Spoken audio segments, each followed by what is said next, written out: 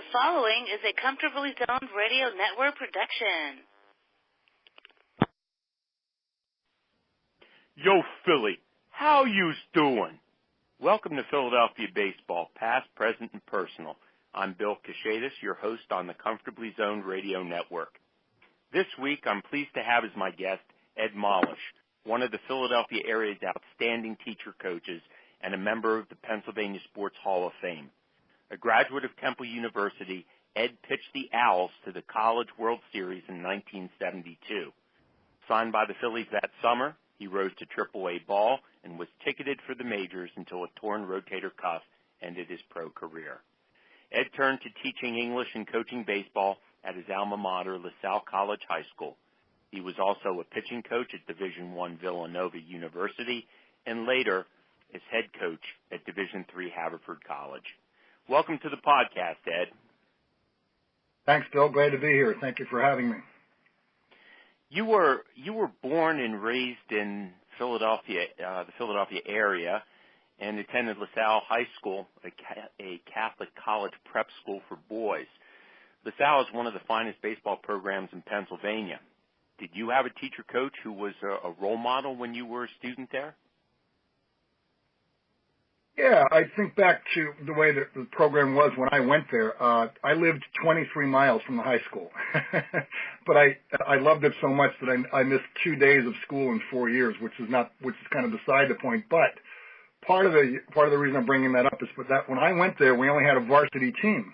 We did not have a JV. We did not have a freshman team, and I was a little guy when I started school. I entered high school. I was 5'1", weighed 108 pounds, and not a lot bigger by the springtime when baseball practice started, but I was determined to go out for the team anyway. And even from the gymnasium workouts, the head coach decided to keep me on the team as a freshman and told me his name was Ned Carney, Kearney. And Ned was a terrific guy and told me that he wanted to keep me there. He said he liked a few things that he saw in me, even though I was kind of little, but I had pretty good mechanics and a pretty good curveball even at that age. And he let me pitch batting practice all year and just let me travel and be with the team and have a uniform. And I was officially on the team, and I just got to see what high school baseball was like for the older guys. And Ned was a very quiet, soft-spoken guy, but he was a very smart guy. And he didn't have to yell or scream ever about anything for the team, for individual plays. He would simply pull guys aside and explain things in a most calm, even tone. And I just made sure I listened a lot to what he was telling anybody because it was that important to me to be learning. But Ned was a great coach, and even guys that I played with, you know, at my age now, a bunch of us still get together for whatever reason, and we'll wind up talking about high school baseball at LaSalle, and we always bring up the way Ned Carney was as a coach. He was a terrific teacher, really good coach, and a really good man. Now, that was back in the day when teacher coaches were doing double duty. I mean, they were teaching in the classroom and coaching. And some of the bigger prep schools now, you don't have that anymore. You have PE teachers who are strictly doing the coaching. Was Ned an English teacher by any chance?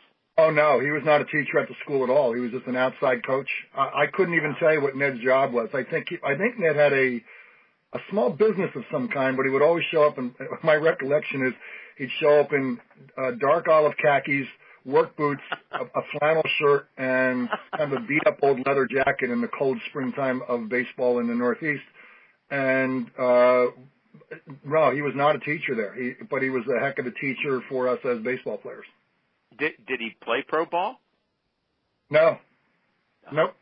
I just kind of knew it. I didn't know much of Ned's background from where he played, or I don't know much about that. So, but he just kind of knew the game, and he was very well respected. Remember that by the other coaches in the league. You're a very, very different person.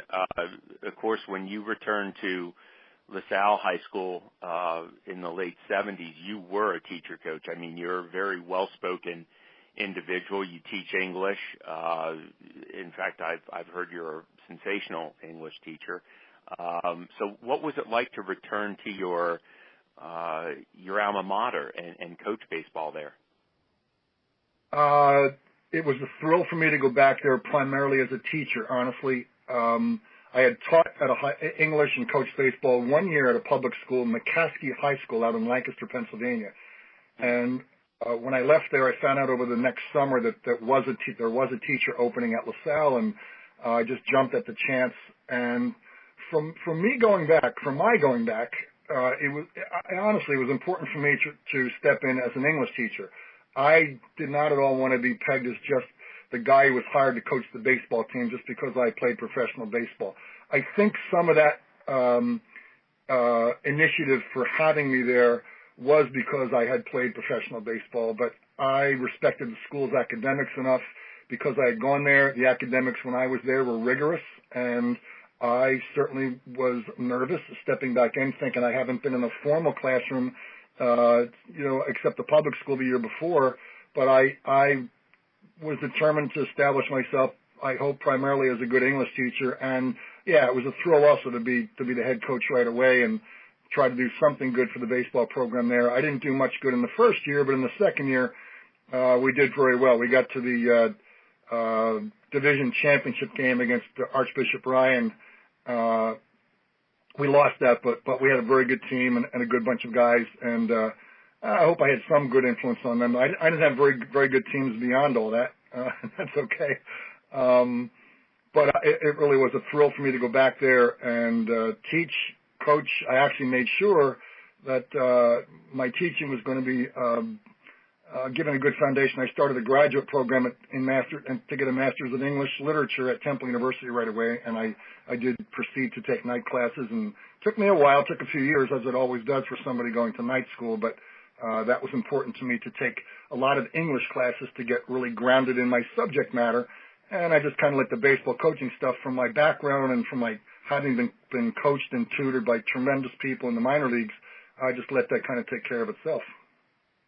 Now, one of the players you developed at LaSalle was Jim Poole, a southpaw who went on to pitch as a reliever for Georgia Tech and later enjoyed a 10-year major league career pitching for the Baltimore Orioles and Cleveland Indians, among other teams. I think he did a stint with the Phillies, maybe even. He did a little bit, yes. As a high school freshman, he was a left-handed catcher, and he didn't begin pitching until his sophomore year. But over the next 3 seasons, he posted a 2-16 record. Ed, what the hell did you do to this kid? There must have been some intangibles that enabled him to pitch at Georgia Tech. Because I've seen you work with other pitchers, and you do amazing things with them. What was the case with Jim Poole? Unfortunately, when Jim was there, we were pretty well down as a team overall. We didn't have a lot of hitting. We just didn't have a lot of really, standout players much after that 1980 season. Jim, I'm trying to think. I think Jim graduated in he might have graduated in 80 or 81, I think, from LaSalle. And because I know he played on the Olympics baseball team in 1984 coming out of Georgia Tech. But first of all, he was a brilliant kid. I had him in class twice. I had him as a sophomore and I had him again as a senior. And he had 1530 in his SATs when the SAT scores back then were topped out at 1600. I believe there were about 207 guys in his senior graduating class at LaSalle. He was ranked 9th. He was really, really smart kid. He came out and he wanted to pitch as a freshman, but we didn't have anybody that really could handle the catching load. We were pretty weak in that department. And yes, Jim did catch as a freshman. The other teams, I was surprised, didn't try to steal third base too much, which of course was the drawback for a lefty because you got to throw around the primarily right-handed batting order. But he did a pretty good job for us there. But then in those 3 years of his going 2-16, if memory serves me right, I know he was selected to the Philadelphia Catholic League all-Catholic teams at least 2 years, if not 3, because most of those 16 losses, Bill, were a 1-run loss, a 2-run loss, low-scoring games. We couldn't score. Nobody could really score against him. He was a terrific competitor. He kept us in the games. It's just that our offense couldn't do much to give him much support. And the other coaches in the league recognized that. So it was an honor for Jim, and it was in a way an honor for me that they recognized that this kid was this good and that there he was pitching with a lot of adversity for not having really an offense to back him up. But I know that I taught him some things that helped him be ready for a place like Georgia Tech. He came to me in his senior year. Actually, he was a football player as well. And he made and a good one. Jim was a tight end, sometimes a defensive end, and he played for LaSalle. And he came to me, I believe it was in his junior year, and he said, Coach, I'm not going to play football anymore. And I had never pressured him to give up football at all. And I looked at him and I said, you know, Jim, you're a pretty good football player too. You sure you want to do that? And he said, yeah. First of all, he said, I don't want to get hurt. He said, and I just want to dedicate my time, my energies, and my focus to becoming a baseball player. And he said, I would really want to play baseball in college. And he said, I really want to play somewhere in the South. And he had another one of those very good but horrible record senior years, and he applied to Georgia Tech, got in there on his own merit academically. And over the summer, I made a phone call to Georgia Tech, and I asked to have their pitching coach give me a call. And I don't remember the name of that gentleman, but he did call me back. And I told him about Jim and explained to him why he was getting a walk-on player who was 2-16, and why the heck this wacko coach, me, why was I making a phone call down there trying to sell the Georgia Tech baseball program on a guy who was 2-16 and virtually a no-name up here for anyone scouting him or whatever? And I just said, look, you're getting a really smart guy. I said, he really knows how to pitch already pretty well as a young kid. I said, you know, my suggestion would be let him come out for the team and just give this kid a chance. And I found out that Jim got to pitch a few innings toward the end of his freshman year there, did very well. And I know for a fact that by the time Jim graduated Georgia Tech, and he did graduate with a mechanical engineering degree, he had already rewritten every Georgia Tech pitching record there was, and thus the draft choice by the Los Angeles Dodgers. Wow. You went to college at Temple University. I know a lot of our listeners, our younger listeners, really don't have a good understanding of just how prestigious that program was. Of course, Temple doesn't even have baseball anymore. But I just want to go over some of the stats of this program for our listeners.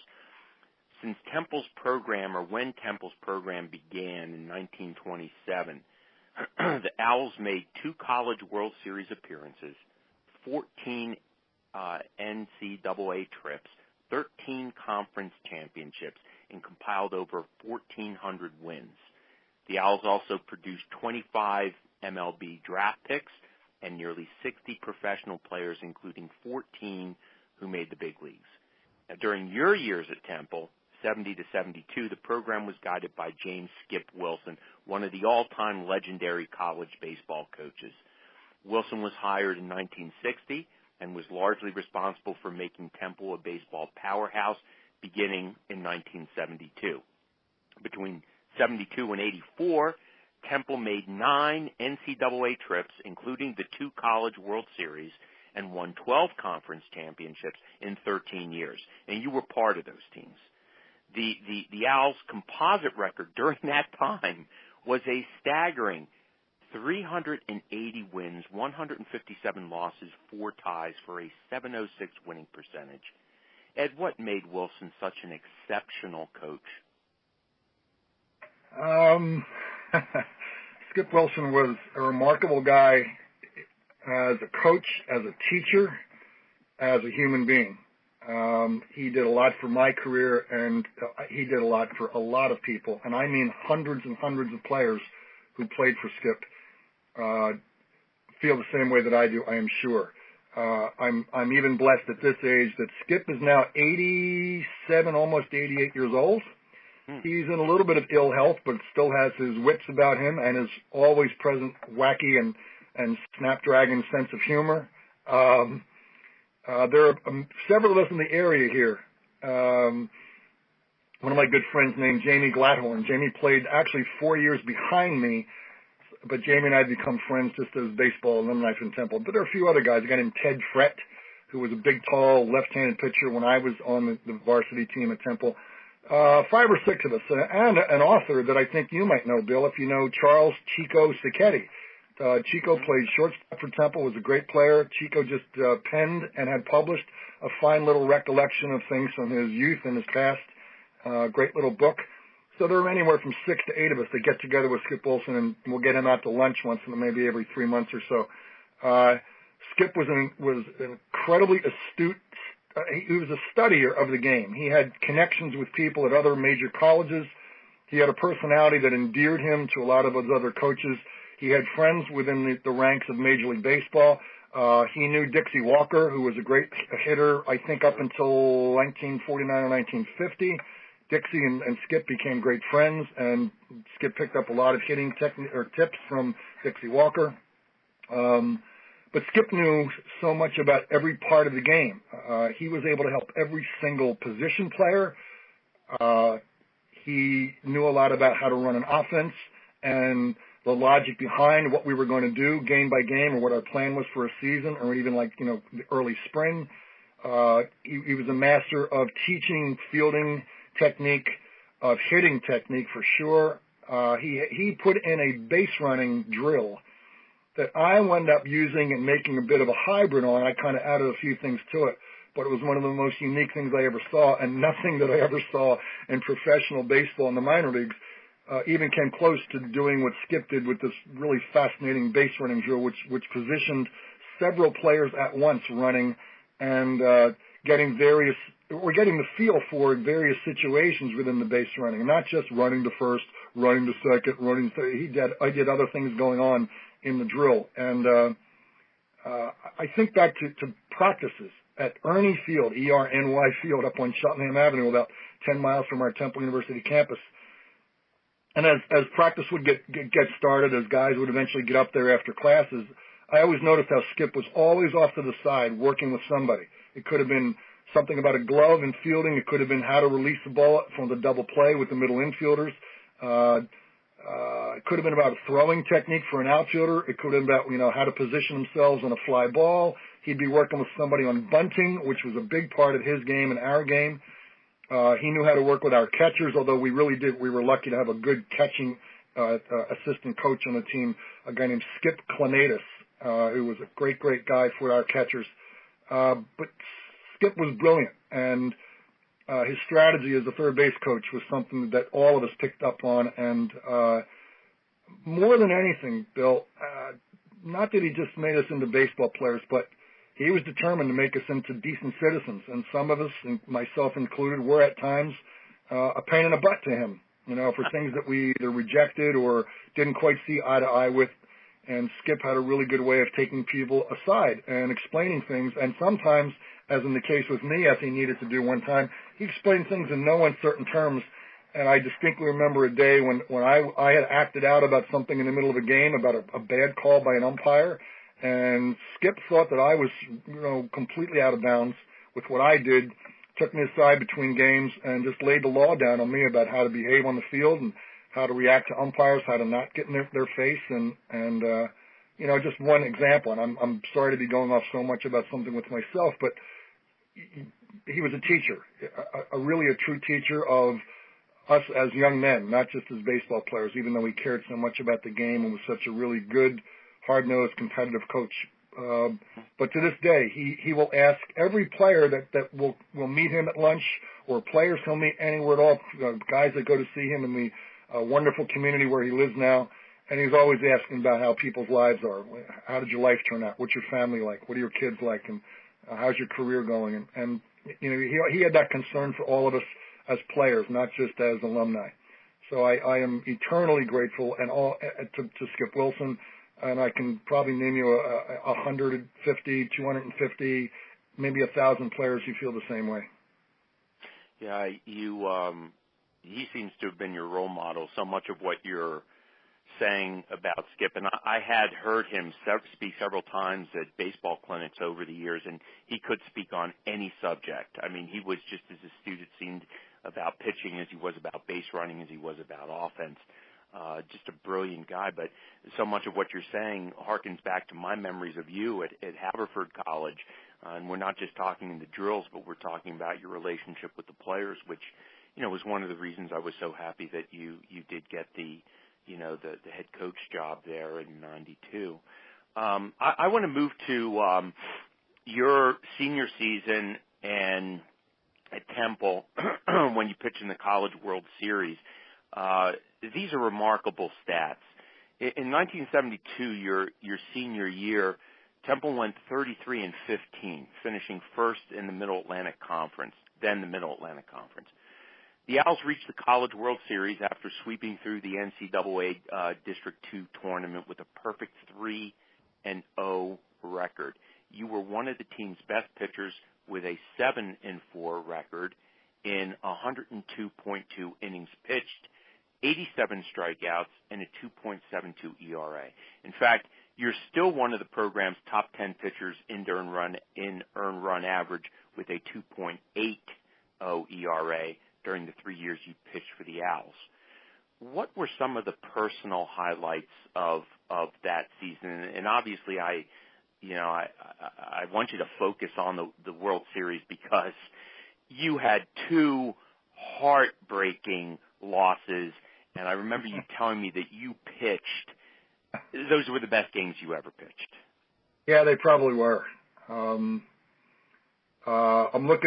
thinking about the stats. Not that it makes a whole lot of difference. We finished the year 35-15, only because in the World Series we did win 2 games, although we lost the 2 games to get us eliminated. And those are the 2 games of which you were speaking, the 2 games that I pitched. The thrill of the season was that, as I think back to it, I know I've said this to many people over the years, anytime we needed a big hit or a big run or a big break, we just seemed to get it. It was a magical year. Skip Wilson had done a remarkable job in the previous off-season between my junior and senior years. He'd done an amazing job of bringing in a couple of terrific freshmen who could really play and start. One of them being a pitcher named Mike Arace, A-R-A-C-E, who had a great year as a freshman. We had a terrific first baseman named Dave Thornton, who was a freshman player, a heck of a hitter, and a great fielding first baseman. He brought in a transfer student named Jack Don, who turned out to be a captain of the team in his senior year and who also played in the Phillies organization.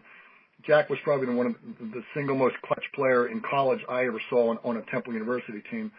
But, the year was remarkable. We won the conference that we were in, and then all of a sudden we found ourselves going to Princeton University's field to play in a 4-team playoff of double elimination up there, and it was Long Island University, St. John's University, Penn State, and Temple University. And one highlight that I recall is that I got to pitch the first game of the tournament there, and I pitched against Penn State and wound up pitching. I think it was my only college shutout. We won 3-0, and then we had 2 incredible wins the rest of the way on plays, actually, that one of them was a play that Skip Wilson designed, and it was the way that we beat Long Island when we had a runner on third, and we had practiced in the previous week that if anybody got a walk in a particular situation, that guy who got the walk was simply going to take a cue of a wink of an eye from the first base coach, who happened to be me, because I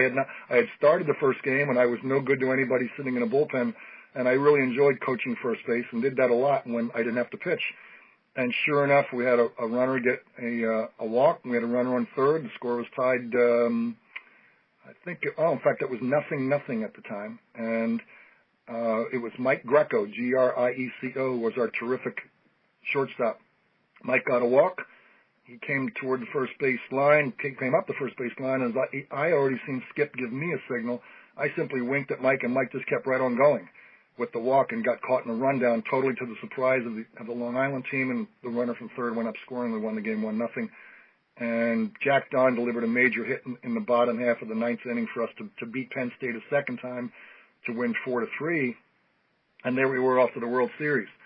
So when we get out there, the 8 teams playing for that in Rosenblatt Stadium in Omaha were, they did it by districts back then, Bill. They had 8 districts across the nation. They didn't have the super tournaments such as they have now. And I guess everyone who won their own 14 tournaments, just as we did, were the teams that were out there. So it was University of Connecticut, Temple University, University of Mississippi, University of Oklahoma, University of Iowa, University of Texas, Arizona State, and Southern Cal. And on opening night, I drew the University of Oklahoma, and what I remember in kind of a funny way, I still talk about this, is that in the 6th inning, they had a big, tall, strong first baseman whose name was Bobby Jack, That was his given first and last name. Well, I jokingly say to people, I still get a Christmas card every year from NASA because they're still tracking the home run he hit off me in the sixth inning. It went about 128,000 feet to the left of the scoreboard. And I was kind of proud of that. I'd never given up a ball hit so far. Well, hey, but let's not, rather humble statement there. You recorded 14 strikeouts in that game. And you I did. I think I only walked the whole night, which is kind of fun. But we both went. Their pitcher was a young guy who got drafted eventually by the Mets, and I think pitched briefly in the Phillies organization, a guy named Jackson Todd. And we both pitched into the 14th inning, and I simply ran out of gas, and they had 4 straight singles off me, and we lost 2-1 to Oklahoma. We were good enough and strong enough to come back. We were losing the next day on a Saturday to the University of Iowa. We were down 6-0 in the first inning. We come back and won that game 13-9. We were down 4-0 on Sunday to the University of Connecticut. We came back and won that game 7-5.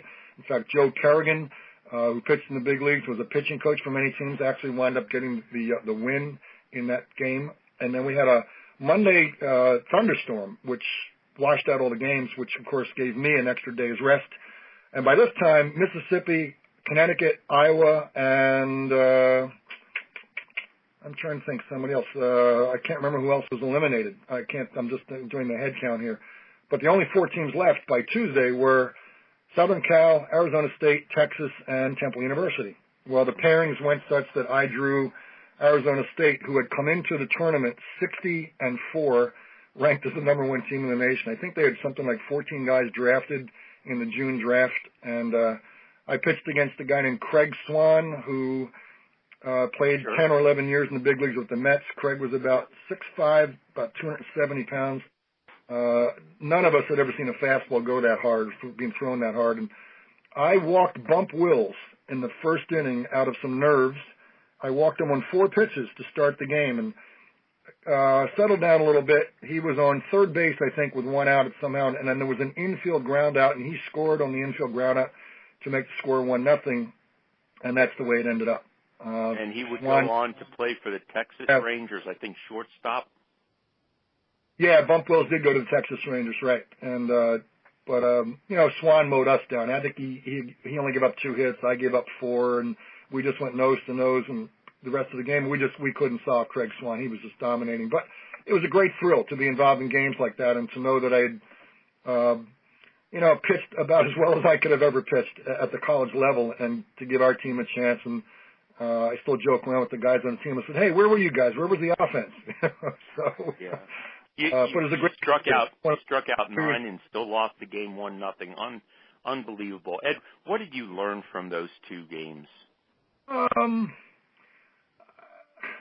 guess I learned that I was a little better than maybe I thought I was, Bill. I went in pitching against 2 of the top teams in the nation who were highly ranked, and I could not have done anything more, I think, to pitch as effectively as I did. And so, when I came home, the nice thing was that I had 6 or 7 phone calls waiting for me from teams that had not drafted me, and all of a sudden there was interest in me as a pitcher, and of course I chose the hometown team and signed with the Phillies and went down to Pulaski, Virginia, started my rookie year there in the Appalachian League, and I was a starter my first year, but I really did have a lot of luck. I mean, I felt pretty confident most of the senior year anyway. I just felt like I knew what I was doing. I'd gotten a little bigger, a little stronger. My pitches got a little better. But once I get down to rookie league ball, I felt pretty good about being there. Now, in that first year, 16 appearances, again, you posted a perfect 3-0 record. You did not surrender a single earned run. Now, you're talking about a different league, Bill. You're talking about the Florida Instructional League. Right. Yeah, that didn't occur till after my 3rd year in the minor leagues. I was a starter my first year. They turned me into a reliever for 1973, and then I was in Rocky Mount, North Carolina, at the high Class A team. I was a late inning reliever.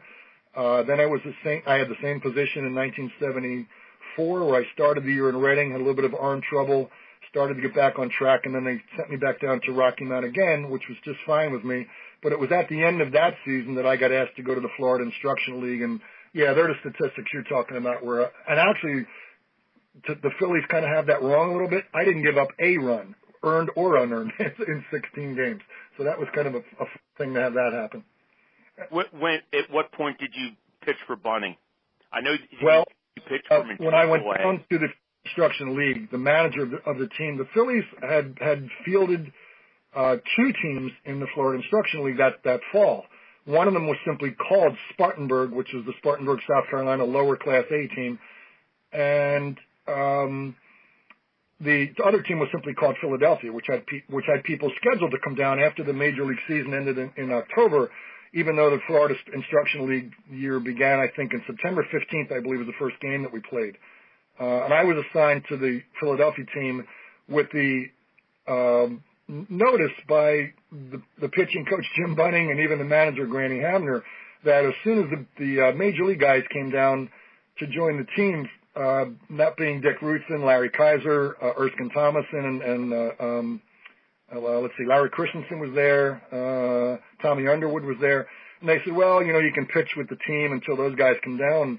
And my inner voice said, well, you're going to have to do something to try to get me off this team. And I was just determined to pitch as well as I could, and wound up having a pretty good FIL with those 16 appearances, no runs. I only gave up 3 hits, I think, the whole time I pitched. It was just one of those magical things.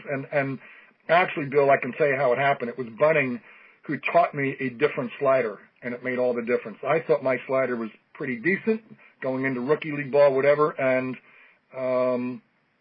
when I went to my first spring training, Bunning was one of the pitching coaches roving up and down the mounds where everybody was taking a turn at spring training practice just to get your pitching, get your bullpen work in.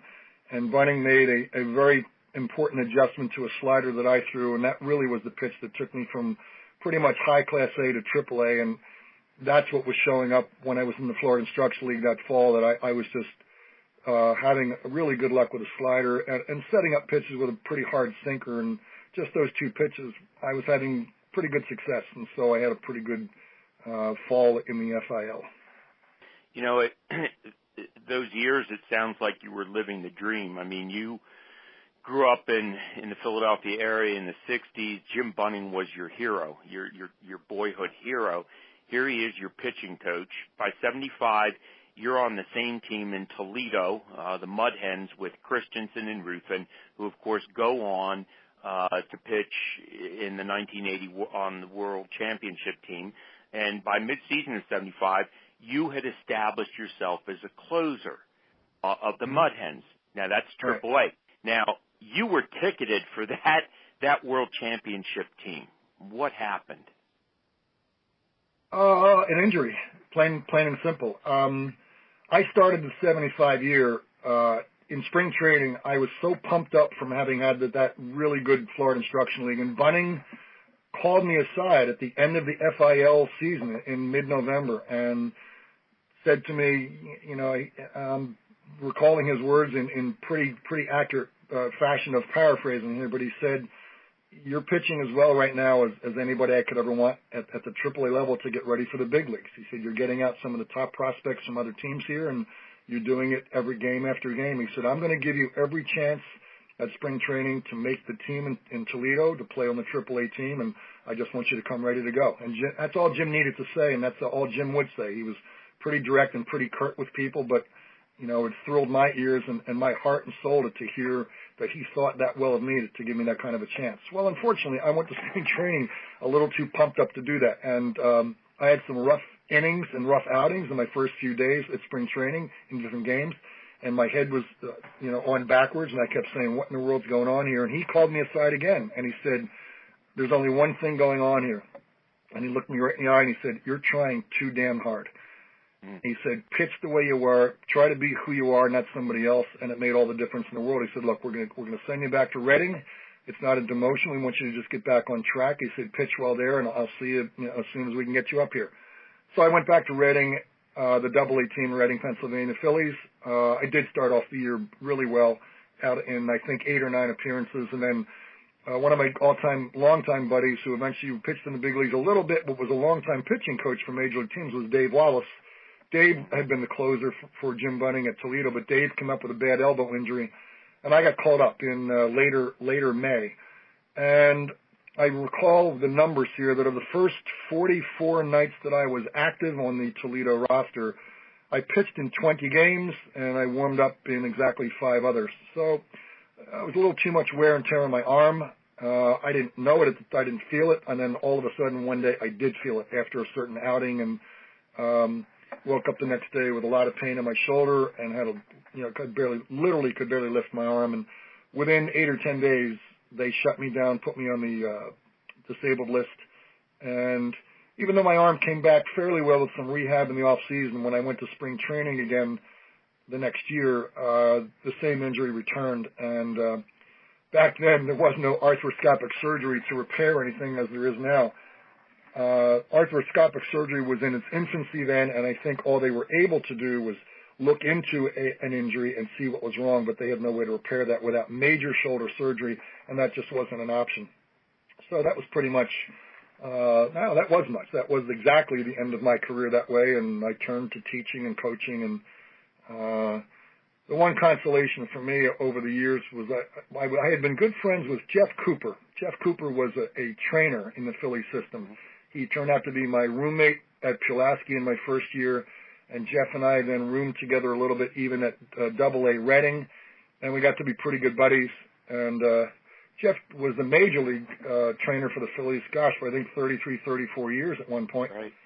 And Jeff had, in one of the off seasons, I think it was 1979 or 80, I believe Jeff had a Christmas party down in his house down in Wilmington, Delaware. And we had stayed friends and stayed in touch a little bit. And Jeff was a true connoisseur of wine. So he and Carlton were good buddies with their love of good wines and whatever. And Jeff had a pretty good collection in his basement. So he went down to sip a glass of wine. And at one point he turned to me and he said, "Hey, I'm going to tell you something that I know you couldn't have handled 3 or 4 years ago," he said, "but the way you were going in that year at Toledo," he said, "I just want you to know you were on the list to be called up in September."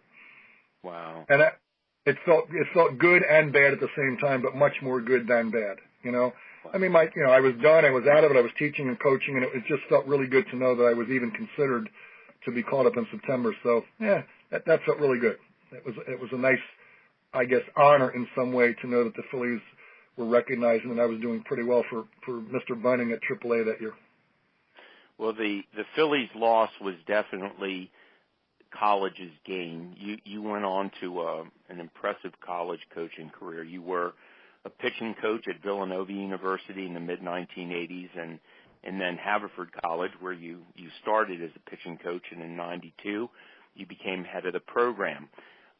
Why go to a Division III school like Haverford when you might have had the same opportunity to head a D1 program at Villanova? Well, I knew what D1 program requirements would be for a coach. I also knew what the money was like, which wasn't very good. I knew what the expectations were. In a northeast corridor of cold weather, very difficult to recruit, even difficult to run your program in pretty lousy weather. And Bill, I was a teacher. I was a full-time teacher at LaSalle High School, and I wasn't going to give that up. And not only that, but I don't think that anybody would have hired me to be a Division I coach, knowing that I was a full-time teacher at a high school. And it wasn't something that I really aspired to. Once I realized what the recruiting and demand would be, what the hours would be just to run a Division I program, I really wanted no parts of a Division I program. I didn't want to do that. In fact, at one point, Skip Wilson approached me as he was winding down and leaving his career, and he asked me if I wanted to be considered for taking over Temple's program, and I just politely declined. I said, "Thank you for the honor, but no, it's not something I really want to do." And I was thrilled to be asked to go to Haverford. It was easy for me to leave Villanova after 1 year. Really didn't want any parts of it anymore as a Division I program. And when I got contacted by Greg Counterstein, who was the athletic director at Haverford, I was just thrilled to be going to such a highly regarded academic school in a smaller program. And I thought that was the right fit for me. I didn't have to give up anything about my teaching career. LaSalle High School was terrific about accommodating me by letting me have a last period of the day not scheduled to teach a class, so I could do my teaching in the day and then get out of LaSalle High School and head over the 17 or 18 mile ride over to Haverford. And but it was a godsend to me. I loved being in Haverford. It was a great experience with terrific young men who, for the most part, and probably for all the part, really had no aspirations of playing Major League Baseball. They knew that baseball there was going to be competitive at the Division III level, but they also knew that was just a part of their lives as young men who had decided to come to such an academically renowned school and such a hard school to get into, with really demanding curriculum as Haverford College. And I appreciated and loved every bit of that. I loved the fact that these were guys who were, living their lives and preparing for their futures, not as baseball players, but who were coming out for the sheer love of the sport, who would all play high school baseball to some degree, and who wanted to make baseball part of their lives. And it really was just part of their lives, and certainly not all of their lives. And I made sure of that. It was not a part of my approach to demand in any way that they do anything to leave a class, to get out of a class, to cut a class. None of that would have gone on, and it didn't go on. It just didn't go on. They were all respectful of each other that way as well. But Haverford turned out to be a great place for me. I was able to coach some terrific young men, and as you know, gosh, there are a good number of those guys. I think for the players that I coached, I believe there were 8 or 9 guys that I knew and coached who eventually had gotten into the executive office world of Major League Baseball, and I know we're going to talk about some of those people in a little bit here. Yeah, I don't know.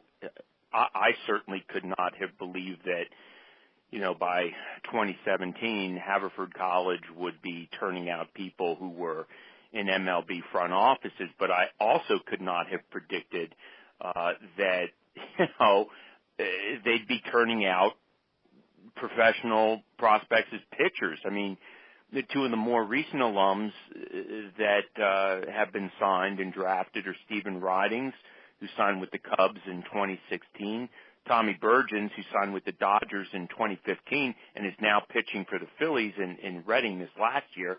But you kind of started that. I mean, you developed Sean Garland, who signed with the Oakland A's in the 3rd round of the 1990 draft.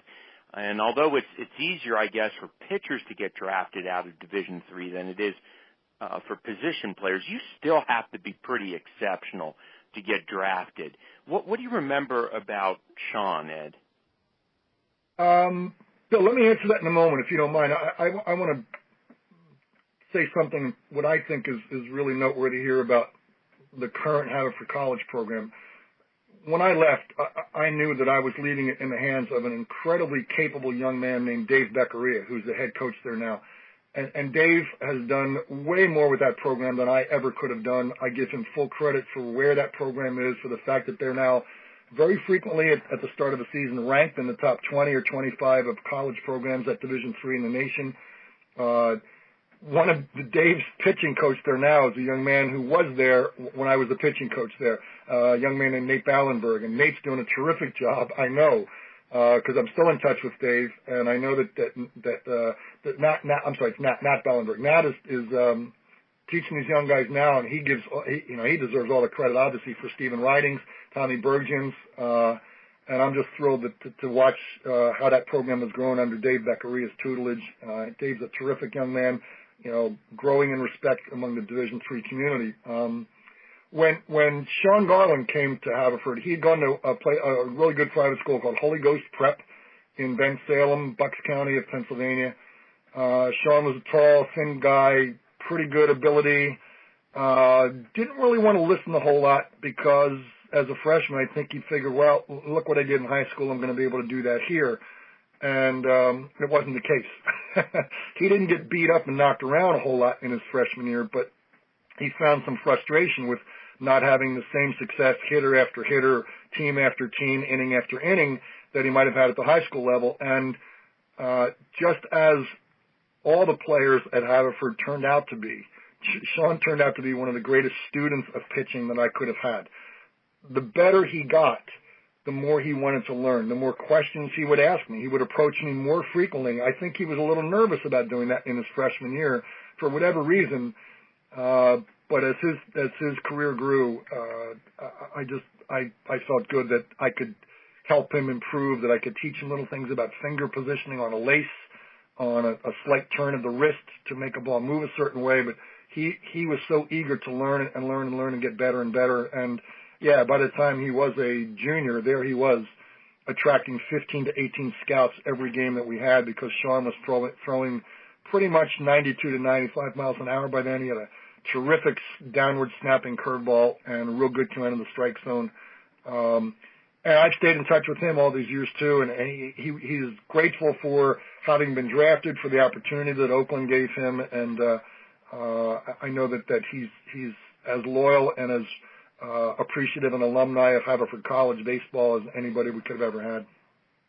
Now, you already alluded to the fact that Haverford has developed a pipeline to the MLB front offices. Currently, there are 16 alum who are in that position as general managers, baseball operations executives, player development directors, and agents.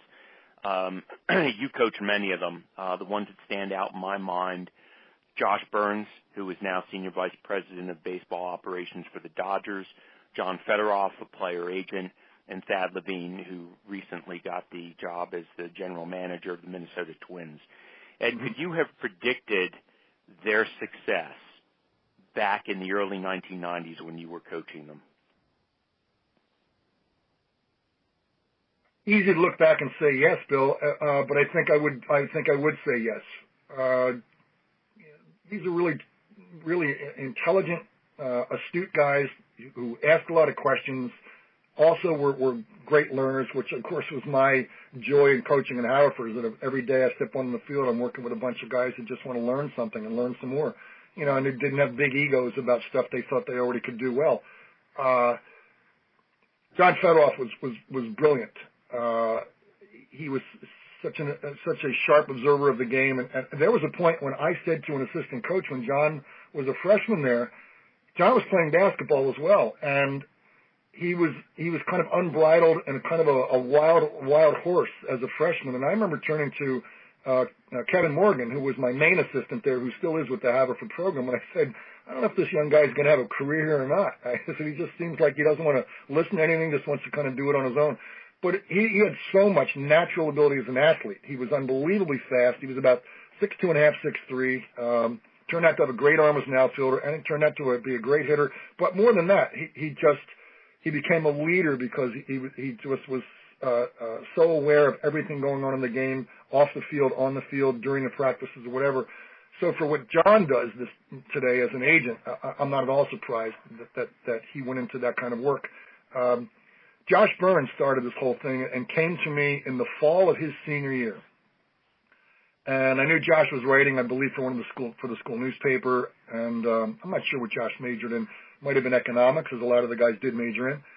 But every year in the fall at Haverford, there was Alumni Day. It might have been the third or fourth weekend into the fall semester.